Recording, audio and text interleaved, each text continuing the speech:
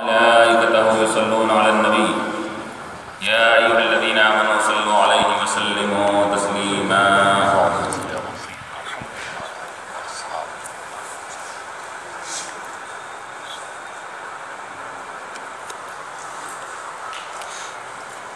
حاضرین کرام و معزز سامعین،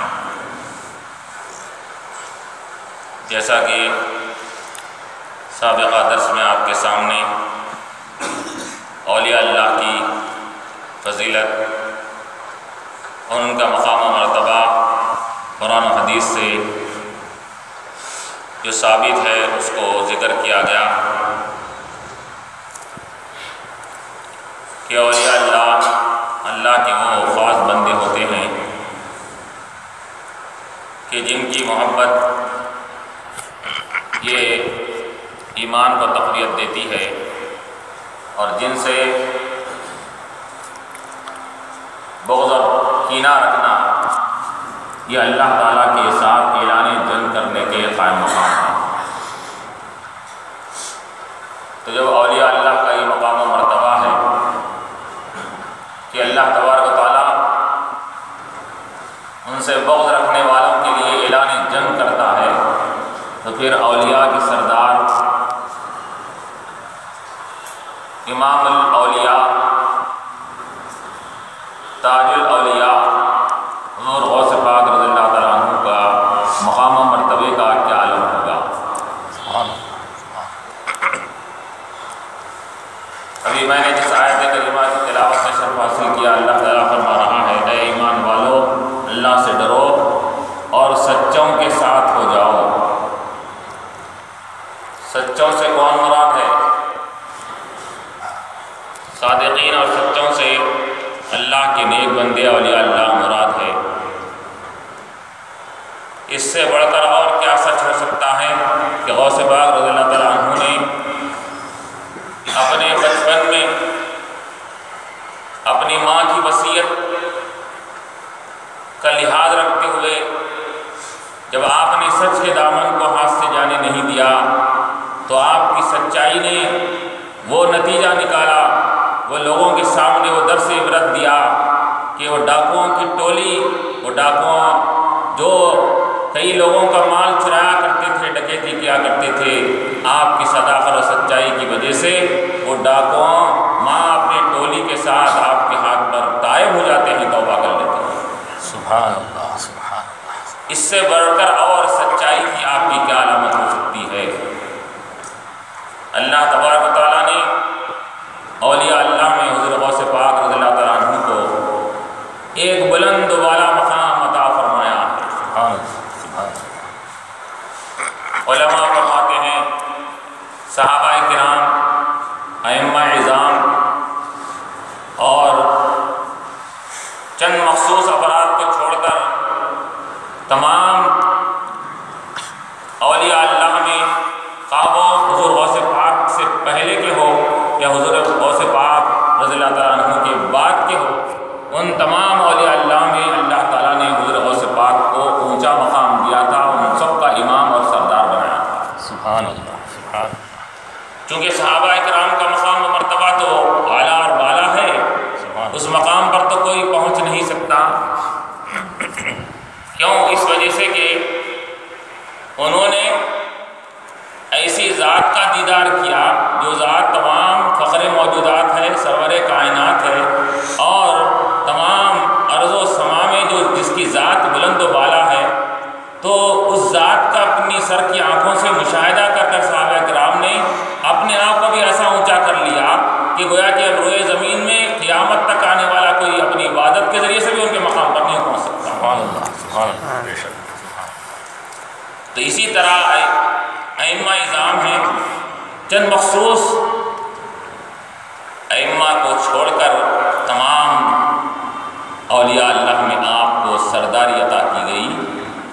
ہاں، آپ سے پہلے کے بڑے بڑے اکابر ہو، جنید بغدادی رحمۃ اللہ علیہ ہو، یا اور بڑے بلند پایا اولیاء اللہ ہوں، یا بعد میں آنے والے اکابر اولیاء ہوں، ان سب کے آپ سردار ہیں.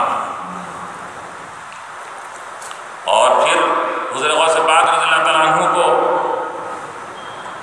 کئی ایک چیزوں میں حضور پاک علیہ الصلوۃ والسلام کے ساتھ مناسبت حاصل ہے، کیوں نہ ہو حضور غوث پاک دونوں طریقے سے، ماں اور باپ دونوں طریقے سے نجیب الطرفین ہوتے ہیں، باپ کی طرف سے حسنی ہیں اور ماں کی طرف سے حسینی ہیں۔ اسی وجہ سے حضور پاک علیہ السلام کے احوال سے آپ کے احوال خاص نسبت رکھتے ہیں، مناسبت رکھتے ہیں۔ مثلا آپ کی جب اپنے ماں کی مبارک پیٹ میں جلوہ افروزی ہوئی تو اس وقت سے یہ انبیاء، فرشتے، اولیاء آ کر آپ کو خوشخبری سنایا کرتے تھے آپ کے والدہ کو اور آپ کے والد بزرگوار کو، جیسا کہ حضور پاک علیہ السلام کے تعلق سے بھی آتا ہے۔ بی بی آمنہ کے شکم مبارک میں حضور جلوہ افروز ہوتے ہیں تو اسی وقت سے انبیاء کا ہر مہینہ ایک انبیاء، ایک نبی آتے اور آپ کو مبارکباد پیش کرتے تھے، سلامی دیتے تھے۔ اسی طرح غوث پاک رحمۃ اللہ علیہ کے تعلق سے بھی آتا ہے کہ آپ کی ولادت سے پہلے یہ اولیاء کا اور انبیاء کا تشریف لانا اور مبارکبادی پیش کرنا، اور پھر جس طرح کے حضور پاک علیہ السلام جس سال دنیا میں جلوہ افروز ہوئے، پیدا ہوئے، جیسا کہ روایتوں میں آتا ہے کہ اس سال اللہ تعالیٰ نے تمام کائنات کے ماؤں کے پیٹ میں اولاد نرینہ کو مقرر کر دیا کہ سب لڑکے تولد ہوئے، سب بچے، ہر گھر میں بچے پیدا ہوئے، کسی گھر میں لڑکی تولد نہیں ہوئی، تاکہ کوئی گھر غم اور افسوس کا مقام نہ بنے، تمام گھروں میں لڑکے تولد ہوئے۔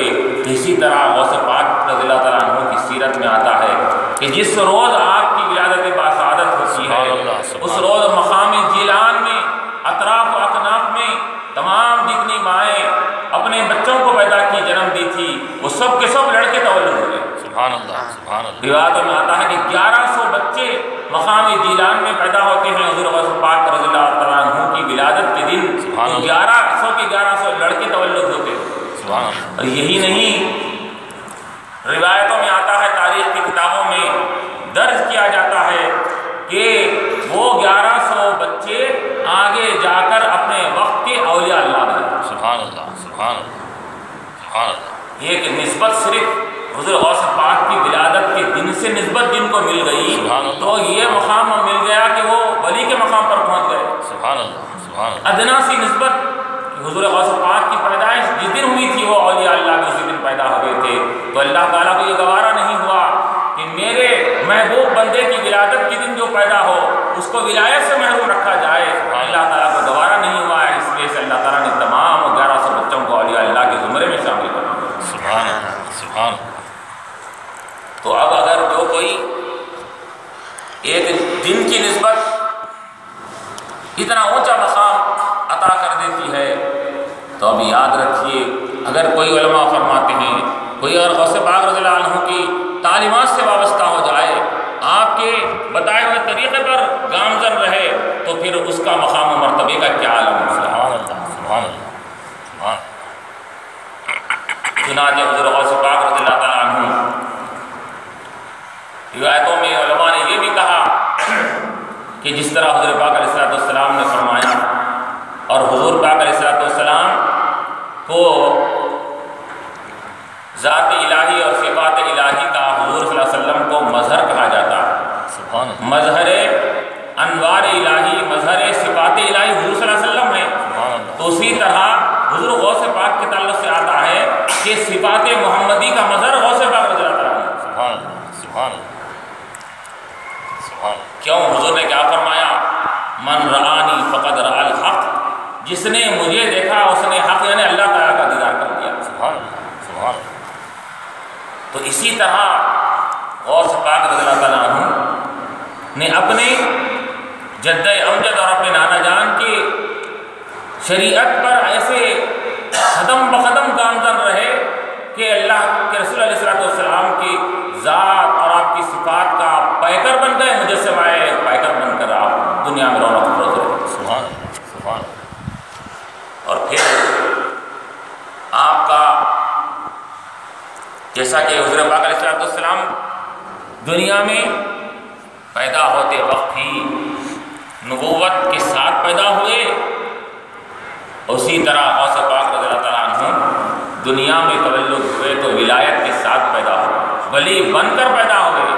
سبحان اللہ۔ کوئی پیدا ہو کر ولی بنتا ہے، کوئی ماں پیٹ سے ولی بن کر پیدا ہوتا ہے۔ غوث پاک رضی اللہ تعالیٰ عنہ یہ ولی بن کر پیدا ہوتے ہیں، اور پھر آپ کی ولایت کے بچپن سے لے کر آگے بڑھنے تک کے بے شمار واقعات آپ کی ولایت میں دلالت کرتے ہیں۔ آپ کے خاندان کے کیا کہنے، آپ کے والد بزرگوار ایک بہت بڑے اولیاء اللہ میں سے ہیں۔ ابو صالح محمد جنگی دوست رحمۃ اللہ علیہ آپ کے والد بزرگوار کا نام تھا۔ آپ کی والدہ ام الخیر بی بی فاطمہ رضی اللہ تعالیٰ عنہا، آپ کی پھوپھی بی بی عائشہ، آپ کے نانا حضرت عبداللہ صومعی رضی اللہ تعالیٰ عنہ، ایک سے بڑھ کر ایک بڑے بڑے اکابر اولیاء اللہ میں گزرے ہیں۔ سبحان اللہ، سبحان اور ان کی غوث پاک کی کرامتیں تو اپنی جگہ مسلم ہیں، لیکن ان حضرات کی کرامتیں بھی کتابوں میں بیان کی جاتی ہیں کہ آپ کے والد کی یہ کرامتیں ہیں، آپ کے نانا جان کی یہ کرامتیں تھیں۔ یہ اس طرح کے بے شمار واقعات آپ کی کرامتوں کی کتابوں میں ملتے ہیں۔ حضرت ابو صالح محمد جنگی دوست رحمۃ اللہ علیہ جو غوث پاک رضی اللہ عنہ کے والد بزرگوار ہیں، یہ اتنے بزرگیت کے مقام پر اور ولایت کے مقام پر پہنچے ہوئے تھے کہ روایتوں میں آتا ہے کہ جب آپ کی ولادت کے باسعادت ہو رہی تھی غوث پاک رضی اللہ عنہ کی، تو اس وقت اس رات جس میں آپ کی ولادت ہوئی، حضور نبی کریم علیہ السلام صحابہ کرام کی جمعیت کے ساتھ آپ کے والد بزرگوار کے خواب میں تشریف لاتے ہیں اور خوشخبری سناتے ہیں کہ ابو صالح مبارکباد ہو تم کو کہ اللہ تعالیٰ نے تم کو ایک میرا لاڈلا اور محبوب اور اپنا ایک مقرب ولی، ایسا ولی عطا فرمایا ہے کہ جن کا قدم تمام اولیاء کی گردنوں پر رہے گا۔ سبحان اللہ، سبحان اللہ۔ یہ آ کر رسول پاک علیہ السلام نے آپ کے والد بزرگوار کو خوشخبری سنائی، اور پھر چنانچہ حضور غوث پاک رضی اللہ تعالیٰ عنہ دنیا میں رونق افروز ہوتے ہیں، اور ابتدائی آپ کا بچپنے کا عالم رہتا ہے کہ ابتدائی بچپن کی حالت میں والد بزرگوار کا انتقال ہو جاتا ہے۔ آپ کے نانا عبداللہ صومعی رحمۃ اللہ علیہ یہ آپ کی کفایت کرتے ہیں، پرورش کرتے ہیں، جیسا کہ آپ کے والد کے واقعات اور آپ کے نانا کے واقعات یہ مشہور ہیں کہ ایک سیب کے کھانے کی وجہ سے جو آپ نے ایک باغ کی رکھوالی کرنے کی ذمہ داری لے لی، اور پھر اس کے بعد عبداللہ صومعی رحمۃ اللہ علیہ کی صاحبزادی صاحب کا نکاح ہوا تھا، وہ کیسی نیک خاتون تھی، وہ تفصیلی واقعات بارہا آپ سنتے ہیں کہ ایسے نیک خواتین اور ایسے نیک صالح مرد حضرات سے ہوتے ہوئے غوث پاک رحمۃ اللہ علیہ دنیا میں تشریف لا رہے ہیں، تو کیوں نہ وہ غوث زماں ہوں گے، اور کیوں نہ وہ خطب دوراں ہوں گے، کیوں نہ وہ ایسے ولی اللہ ہوں گے کہ جو تمام اولیاء کے سردار بننے والے ہوں گے۔ اور پھر ابتدا میں آپ نے اپنے نانا جان کی حفاظت میں رہ کر پرورش اور تعلیم و تربیت حاصل کی، اور پھر روایتوں میں آتا ہے کہ جب آپ 4 برس ہوئے اور جب آپ کے نانا جان نے کسی استاد کو زمانے کے جو بڑے بزرگ اور ولی صفت شخصیت تھی ان کو بلا کر آپ سے تسمیہ خوانی کی، یہ محفل منعقد کرائی گئی تاکہ درس کی ابتدا ہو جائے، یہاں سے تعلیم کا آغاز ہو جائے۔ چنانچہ وہ بڑے بزرگ آتے ہیں اور غوث پاک رضی اللہ تعالیٰ عنہ سے کے قریب بیٹھتے ہیں اور فرماتے ہیں بابا اب میں جیسا کہتا جاؤں گا تم بھی اس طرح کہتے جانا۔ چنانچہ تعوذ اور تسمیہ پڑھتے ہیں اعوذ باللہ من الشیطان الرجیم بسم اللہ الرحمن الرحیم، پھر کہتے ہیں کہ بابا میں جیسا کہتا ہوں کہنا الحمدللہ رب العالمین۔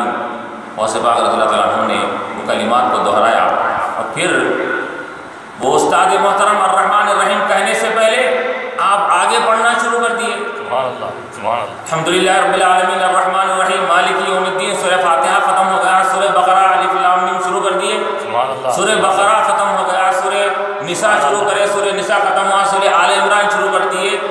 2 پارے 5 پارے 6 پارے 7 پارے 8 پارے، روایتوں میں آتا 15 پارے آپ نے اسی وقت سنا دیے اور روایتوں میں آتا 17 18 پارے آپ نے سنا دیے۔ سبحان اللہ سبحان اللہ سبحان اللہ۔ تسمیہ 4 سال کا بچہ ہے اور وہ استاد پڑھا رہے ہیں تو استاد کے پڑھانے سے پہلے آپ 15 تا 18 پارے پڑھ کر سنا دیے۔ سبحان اللہ۔ استاد حیران و پریشان، یہ کیا ماجرا ہے؟ پوچھنے لگے بیٹا یہ تم نے 15 پارے 18 پارے کیسا حفظ کیے، یہ کیسا تمہارے ذہن میں بیٹھے؟ تو غوث پاک رضی اللہ عنہ فرماتے ہیں کہ اے استاد محترم، بات دراصل یہ ہے کہ میری امی جان 15 یا 18 پاروں کی حافظہ تھی اور وہ کثرت سے قرآن کی تلاوت کر، جب میں ان کے پیٹ میں تھا تو میری ماں کثرت سے قرآن کی تلاوت کرتی تھی، ان کی قرآت کو سن سن کر مجھے یہ 18 پارے یاد ہیں۔ سبحان اللہ سبحان اللہ۔ غور کیجئے کہ جو ماں پیٹ کے ولی بن کر آئے اور ماں پیٹ سے آپ حافظ قرآن بن کر بھی تشریف لائے۔ سبحان اللہ سبحان اللہ۔ اور پھر روایت میں آتا ہے کہ آپ مختلف علوم و فنون کو حاصل کیے اور آپ کو بعد میں پھر مدرسے میں داخل کیا گیا۔ وہاں پر جو مدرسہ آپ کے قریب میں تھا مقام گیلان میں، وہاں پر آپ کو شریک کیا گیا اور آپ وہاں پر جانے لگے۔ تو آپ فرماتے ہیں کہ جب میں 8-10 برس کا تھا تو میں جب مدرسے میں مکتب میں جایا کرتا تھا تو کوئی ایک نورانی شکل کا شخص جو فرشتہ تھا، جو انسانی شکل میں آتا تھا سبحان اللہ اور آ کر میرے بیٹھنے کی جگہ میرے جانے سے پہلے فراہم کرتا، بچوں سے کہتا اے بابا بچوں ہٹو، غوث پاک رضی اللہ عنہ کو جگہ دو بیٹھنے کی۔ سبحان اللہ سبحان اللہ۔ میرے لیے وہ جگہ متعین کی جاتی، وہ فرشتہ وہ جگہ متعین کر کے مجھے اس مقام پر بٹھاتا۔ تو میں نے ایک مرتبہ اس سے دریافت کیا کہ اے وہ بزرگ شخص آپ کون ہیں جو ہمیشہ میرے ساتھ رہتے ہیں اور میرے لیے راستے فراہم کرتے ہیں؟ تو انہوں نے کہا کہ میں اللہ تعالیٰ کا فرشتہ ہوں جو مقرر کیا گیا ہوں کہ میں آپ کی نگہبانی اور نگرانی کرتا ہوں۔ سبحان اللہ سبحان اللہ۔ تو مجھے اسی وقت 8-10 برس کی عمر میں مجھے علم ہو گیا اپنی ولایت کا اور اپنے مقام خود کا مجھے علم ہو گیا۔ سبحان اللہ سبحان اللہ۔ چنانچہ آپ اپنے وہاں کے قریبی مدرسے میں حفظ القرآن مکمل ہوتا ہے، ابتدائی تعلیم حاصل کرتے ہیں اور پھر اس کے بعد آپ کو اور دینی تعلیم میں مہارت حاصل کرنے کے لیے علم حدیث میں، تفسیر میں، فقہ میں یہ بلند مقام حاصل کرنے کے لیے آپ کو شوق پیدا ہوتا ہے۔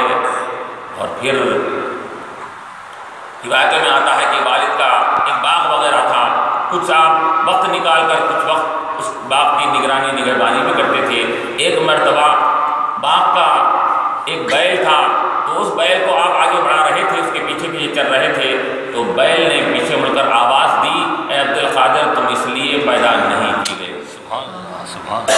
یہ کلمات سننا تھا سبحان اللہ۔ ان کے دل پر ایک جو غوث پاک رحمۃ اللہ علیہ کے دل پر ایک دل کی دنیا بدل گئی۔ فوراً آتے ہیں اپنے گھر پر اور چھت پر چڑھتے ہیں تو کیا دیکھتے ہیں کہ کعبۃ اللہ آپ کی نظروں کے سامنے ہے۔ سبحان اللہ سبحان اللہ۔ لوگ سبحان اللہ سبحان اللہ۔ حج کے میدان کی طرح لوگ وہاں پر جمع ہیں۔ سبحان اللہ۔ یہ منظر دیکھ کر آپ اترتے ہیں اور اپنے امی جان سے عرض کرتے ہیں امی جان میں اب علم دین کو حاصل کرنے کے لیے اور اس میں دسترس اور کمال حاصل کرنے کے لیے میں بغداد پہلے جانا چاہتا ہوں، سبحان اللہ۔ کیونکہ وہاں بغداد یہ علم کا شہر ہے، بڑے بڑے علماء وہاں محدثین بڑے بڑے بزرگ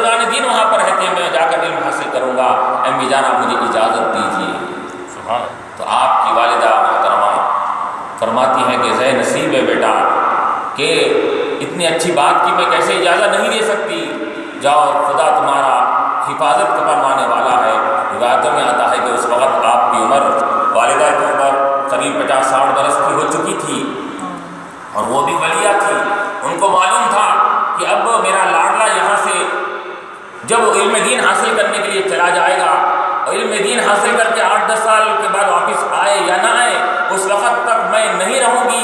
اس وجہ سے انہوں نے وصیت کی کہ اے بابا تم اب یہاں پر جا رہے ہو، ٹھیک ہے جاؤ علم حاصل کرو، اب تمہاری ہماری ملاقات میدان حشر میں ہو۔ سبحان اللہ۔ اور پھر آپ نے وہ وصیت کی، اور چند 40 درہم دینار آپ نے ایک کپڑے میں باندھ کر آپ کے گریبان پر باندھ دیے، اور یہ وصیت کی تھی ہمیشہ سچ بولنا، سچ کے دامن کو جانے نہیں دینا۔ اور یہ اپنے والدہ کی وصیت وغیرہ لے کر سن کر وہاں سے نکلتے ہیں، مقام جیلان سے نکل کر مقام بغداد کی طرف راستے میں جاتے ہیں۔ چنانچہ جب مقام بغداد میں پہنچتے ہیں تو وہاں پر مدرسے نظامیہ نامی ایک مشہور مدرسہ تھا اس زمانے میں، جو بڑے بڑے اساتذہ وہاں پر دینی تعلیم دیا کرتے تھے۔ اس مدرسے میں آپ نے داخلہ لیا، اور پھر وہاں پر رہنے لگے، علم دین حاصل کرنے لگے۔ تو اس وقت آپ کا یہ عالم تھا، روایت میں آتا ہے کہ آپ کو نہ کھانے کی پرواہ، نہ پینے کی پرواہ، نہ سونے کی پرواہ۔ اس دن رات علم دین حاصل کرتے، راتوں کے وقت میں عبادت کرتے، ریاضت کرتے، مجاہدہ کرتے، اور کبھی بھوک زیادہ ستاتی تو دجلہ کے کنارے جو نہر دجلہ ہے وہاں پر جاتے، اور جا کر وہاں پر جو پتے پڑے ہوئے ہوتے، جو لوگ دجلہ کے کنارے پر اپنی سبزیاں دھویا کرتے تھے، سبزی کے کچھ پتے پڑے ہوئے ہوتے، وہ پتوں کو لیتے، وہ نہیں ملتے تو ہرے کوئی درخت کے پتوں کو لیتے، وہ کھا لیتے، پانی پی لیتے، پھر اپنے مقام پر آ کر وہ ریاضت میں لگ جاتے تھے۔ سبحان اللہ۔ اس طرح آپ نے کئی سال تک یہ صعوبتیں، مشکلات اور صبر آزما حالات سے دوچار ہوتے ہوئے آپ نے علم دین حاصل کیا۔ اور پھر جب علم دین سے آپ نے فراغت حاصل کیا اور بڑے بڑے وہاں کے علماء سے علم حاصل کیا، اور جس بڑے استاذ کے پاس جاتے وہ استاذ آپ کو اپنی ولایت کی نگاہوں سے پہچان لیتا کہ یہ عام کوئی انسان نہیں ہے، عام شخص نہیں ہے، یہ کوئی خاص شخصیت ہے۔ اور وہ پہلے خوشخبری دے دیا کرتے تھے، ہر ایک کے آپ نور نظر بن چکے تھے، ہر کوئی آپ کو نگاہوں کے نور بنا کر رکھتا تھا، اور دل کی گہرائیوں سے ان کو تعلیم دیا کرتا تھا۔ اس طرح ہوتے ہوتے آپ جب مدرسہ نظامیہ سے فراغت حاصل کیے، 8 سالہ روایتوں میں آتا ہے آپ نے وہاں پر تعلیم حاصل کی۔ اور پھر روایتوں میں یہ بھی آتا ہے کہ ان 8 سالہ دور تعلیمی میں ایک مرتبہ ایسا ہوا کہ مقام بغداد میں قحط پڑ گیا، لوگ بھوکے رہنے لگے، اور یہاں تک کہ لوگ وہ نہروں اور دجلہ کے کنارے پر جا کر وہ پتے لوگ مجبوراً کھانے لگے، کیونکہ کوئی چیز نہیں مل رہی ہے، جو پتے وغیرہ ملتے سب کھاتے۔ تو غوث پاک رضی اللہ عنہ کو بھی 2 دن 3 4 دن گزر جاتے، نہایت سخت بھوک آپ کو محسوس ہوتی، تو آپ بھی وہاں پہنچتے، لیکن کیا دیکھتے ہیں کہ وہاں پر پہلے سے لوگ موجود ہے، وہاں پر کوئی چیز موجود ہے تو ان کے اٹھانے سے پہلے وہ لوگ اٹھا کر اس کو لے رہے ہیں اور پانی پی رہے ہیں۔ تو آپ اپنے آپ پر دوسروں کو ترجیح دیتے، وہ چیز اٹھا کر خود نہ کھاتے، اور یہ اپنے آپ کو باور کرتے کہ ٹھیک ہے یہ لوگ کئی دن سے فاقہ اور بھوکے ہیں، ان کو پہلے کھا لینے دو، اگر بچا تو اس کے بعد میں کھاؤں گا۔ تو اس وجہ سے جب کچھ بھی باقی نہیں رہتا تو پانی پی لیتے، پھر واپس آ جاتے ہیں۔ ایک مرتبہ کئی دن گزر گئے، فاقہ ہے، بھوک ہے، اور کیا نہیں جا رہا ہے، لاغر دبلے ہو گئے ہیں۔ آپ وہاں سے پانی پی کر مسجد میں آ گئے، مسجد میں کنارے میں بیٹھ کر اللہ اللہ کر رہے ہیں۔ ایک شخص کو آپ نے دیکھا، ایک شخص آ کر دوسرے کنارے پر بیٹھ کر ایک ٹفن اپنا توشیدان کھولتا ہے، اس کے اندر سے روٹی اور تلا ہوا گوشت نکال کر تناول کر رہا ہے۔ اب کئی دن کے بھوکا شخص کے سامنے اگر کوئی عام اگر دال روٹی بھی کھائے تو اس کے منہ میں پانی آئے گا، یہاں تو گوشت روٹی کھائی جا رہی ہے۔ تو غوث پاک رضی اللہ عنہ فرماتے ہیں کہ بھوک کا یہ عالم تھا کہ وہ منہ میں نوالا لیتا تو میرا منہ خود بخود کھل جاتا۔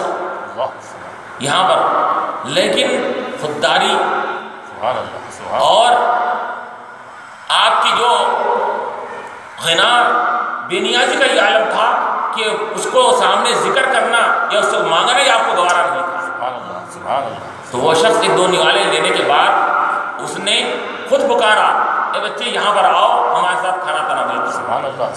تو آپ نے انکار کیا کہ نہیں آپ کھائیے، تو شخص نے اصرار کیا، تو آپ نے کہا کہ نہیں بابا نہیں صاحب آپ کھا لیجیے کھانا، آپ کو کہیں وہ کھانا کم نہ پڑ جائے آپ کھا لیجیے۔ تو اس شخص نے کہا کہ نہیں میں تم کو قسم دیتا ہوں تم میرے ساتھ کھانا کھانا۔ تو قسم دینے کی وجہ سے غوث پاک رضی اللہ عنہ جا کر اس کے پاس وہ کھانا تناول کرنے لگے۔ تو ایک دن والے ابھی لے رہے ہیں، تو اس شخص نے کہا کہ بابا بتاؤ آپ کہاں کے رہنے والے ہیں؟ تو غوث پاک رضی اللہ عنہ نے فرمایا کہ میں مقام جیلان کا رہنے والا ہوں، علم دین حاصل کرنے کے لیے یہاں بغداد آیا ہوں۔ تو اس پر انہوں نے کہا کہ ارے بابا تم یہاں پر علم دین حاصل کرنے کے لیے آئے ہیں، تو بتاؤ عبد القادر نامی اس بچے کو تم جانتے ہو؟ عبد القادر نامی بچے کو جانتے ہو؟ تو اس نے کہا کہ عبد القادر نامی میں ہوں۔ اب وہ بے چین ہوگا، مچل گیا اور کہا کہ بابا مجھے معاف کر دینا۔ ارے آپ یہ کیا کر رہے ہیں؟ میں آپ سے معافی چاہتا ہوں۔ ارے کہہ کے معافی چاہ رہے ہیں؟ بیٹا بات دراصل یہ تھی، تمہاری والدہ نے، میں مقام جیلان سے نکل کر آ رہا تھا تو تمہاری والدہ نے کہا تھا یہ میرے بچے کے پاس تم جا رہے ہو، اس کے پاس کھانے کے لیے ہے یا نہیں معلوم نہیں، یہ چند پیسے تم کو دے رہی ہوں میں، میرے بچے کے حوالے کر دینا تاکہ اس کو کچھ کام آ جا سکے۔ تو آپ کی والدہ کے وہ پیسے لے کر میں یہاں پر آیا تھا، اب میں کافی دنوں سے آپ کو تلاش کر رہا ہوں لیکن کوئی بھی آپ کا پتہ نہیں دے رہے ہیں، اور کتنے دن گزر گئے، میرے پاس جو پیسے تھے وہ ختم ہو گئے، اب سوائے آپ کے پیسوں کے جو آپ کی والدہ نے دیا تھا میرے پاس اور کوئی پیسے نہیں تھے۔ ایک دن دیکھا، دو دن دیکھا، تین دن دیکھا بابا، اب میں بھوک سے برداشت نہیں کر پا رہا تھا تو آپ کے پیسوں سے میں یہ گوشت اور روٹی لے کر کھا رہا تھا، تو میرا آپ پر احسان نہیں ہے، آپ کے پیسے ہے، آپ کا کھانا ہے، آپ کا احسان مجھ پر ہے۔ تو غوث پاک رضی اللہ تعالیٰ عنہ کو اللہ تبارک و تعالیٰ نے اس طرح آپ کی استغنا بے نیازی کا یہ بدلہ عطا فرمایا کہ وہ کسی غیر کا روادار نہیں رکھا اللہ تعالیٰ نے۔ بھوکے رہنے کے بعد کسی کا کھا رہے ہیں تو کسی اور کا نہیں ہے، اپنی والدہ کی طرف سے بھیجا ہوا کھانا تھا۔ سبحان اللہ، سبحان اللہ۔ اور پھر اس طرح آپ یہ صعوبتیں برداشت کرتے ہوئے جب دینی تعلیم سے فارغ ہوتے ہیں اور پھر آپ کو خلق اور عطا کی جاتی ہے، وہاں دستار اور ڈبہ عطا کیا جاتا ہے آپ کو فراغت کے بعد، تو اس کے بعد آپ اب ظاہری علوم سے تو فراغت حاصل کر لیے اور آپ اب یہ چاہ رہے تھے کہ میں ایک پیر کامل، مرشد کامل کی تلاش میں نکل گئے اور اس کو تلاش کرنے لگے تاکہ میری ظاہر تو سنور گیا ہے، اب میرا دل کی دنیا اور باطن بھی سنور جائے۔ سبحان اللہ، سبحان اللہ۔ حالانکہ باطن سنورا ہوا ہے، اللہ نے سنوار کر بھیجا ہے، لیکن اس کے باوجود بھی یہ آپ کی عاجزی انکساری دیکھیے کہ آپ یہ کہتے ہیں کہ میں مرشد کامل کی تلاش میں سرگرداں تھا، میں تلاش میں تھا کہ مجھے مرشد کامل مل جائے۔ چنانچہ پھر اس کے بعد اسی طرح اب دینی تعلیم تو مکمل ہو گئی، اب عبادت اور ریاضت میں لگ گئے، مجاہدے میں لگ گئے۔ ایک آپ نے کمرہ اپنے لیے مختص کر لیا، وہیں پر عبادت کرتے، ریاضت کرتے اور کئی دن فاقہ رہتے، سال گزر گئے اسی حالت میں۔ اب اس کے بعد ایک مرتبہ تو ایسا ہو گیا کہ جو مرشد کامل کی تلاش میں آپ تھے تو بظاہر کوئی آپ کو نظر نہیں آ رہا تھا، کوئی آپ کو ہاتھ کو پکڑنے کے لیے تیار نہیں تھا۔ کیوں؟ کیونکہ آپ ویسے تو اس زمانے میں ایک سے بڑھ کر ایک اولیاء اللہ ہیں، ایک سے بڑھ کر ایک مرشد اور پیران کامل ہیں، لیکن آپ کو یہ معلوم ہے کہ مجھے جب تک کہ اللہ کی طرف سے القاء نہیں ہوگا میں کسی مرشد کامل کا ہاتھ نہیں تھاموں گا۔ وہ انتظار میں تھے آپ کہ اللہ کی طرف سے رہبری ہونا۔ تو چنانچہ روایت میں آتا ہے کہ آپ پھر بھوک اور فاقے کا عالم آپ کے اوپر طاری ہو گیا، تو آپ نے ایک مرتبہ یہ تہیہ کر لیا کہ جب تک کہ مجھے اللہ کی طرف سے کوئی کھلائے گا نہیں میں نہیں کھاؤں گا۔ سبحان اللہ، سبحان اللہ، سبحان اللہ۔ چنانچہ آپ روایتوں میں آتا ہے کہ ایک دن دو دن گزرے تو اس کے بعد حضرت ابو سعید مخرمی رحمۃ اللہ علیہ جو آپ کے مرشد کامل آپ کے پیر ہوتے ہیں، وہ ان کو اللہ کی طرف سے القاء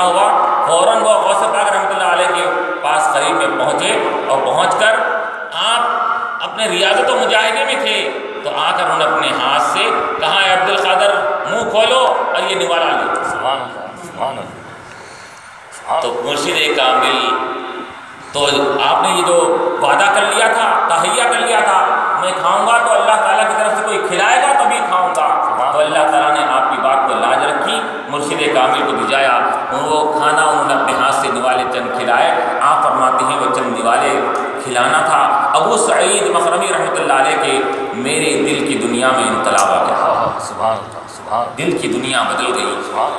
اور پھر انہوں نے مجھے ریاضت و مجاہدہ اپنے بھاٹ پر پہلے ارادت کے مقام سے سرفراز فرمایا، مرید بنایا، اور پھر مرید بنانے کے ساتھ ہی آپ نے خرقہ خلافت کی جو چادر ہوتی ہے وہ چادر آپ کو اڑوائی، اور روایت میں آتا ہے کہ آپ کے پیر و مرشد نے یہ بھی کہا کہ بابا ہم زمانے سے یہ امانت اپنے پاس حفاظت کر رہے تھے، یہ امانت کی ہم زمانے سے حفاظت کر رہے تھے، کیوں؟ کیونکہ یہ چادر جو خلافت کی میں نے تم کو عطا کی ہے، یہ حضور پاک علیہ السلام کی چادر مبارک ہے، جس کو حضور نے حضرت علی رضی اللہ عنہ کو دیا تھا۔ حضرت علی رضی